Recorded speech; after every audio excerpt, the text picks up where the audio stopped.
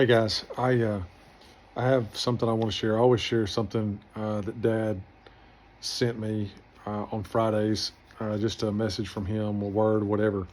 Um, but he and I were talking. I still remember this conversation vividly. It was in 2019, and I was asking him how he, um, basically how he wrote a sermon or how he structured his sermons, and we got into his first sermon that he ever preached. And he sent me a big long text about it. I'm going to read you some of it. He said the first sermon I ever preached came from the text Romans 8:31. I'm not going to recite it, but y'all can look it up. Um, and he always loved the Passion Translation, and it would read, "So what does all this mean?" And it said, if God has determined to stand with us, tell me who could ever stand against us. It says, "For God has proved his love by giving us his greatest treasure, the gift of his Son."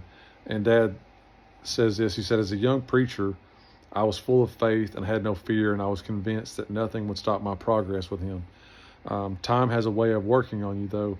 But as I was in my time with the Lord this morning, the Holy Spirit reminded me of these verses and said to me, nothing has changed on my end. What's going on where you are? And he said the Lord gave him the verse, Hebrews 13:8. Jesus, the Anointed One, is always the same, yesterday, today, and forever.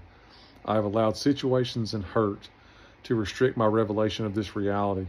As I have aged, my spirit man, instead of aging also, has become dwarfed. Nothing has changed on God's end, so I must do some growing up, and quickly.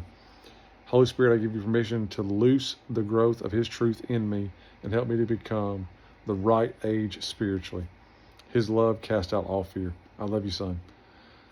Hope this helps you today. Celebrate your dad.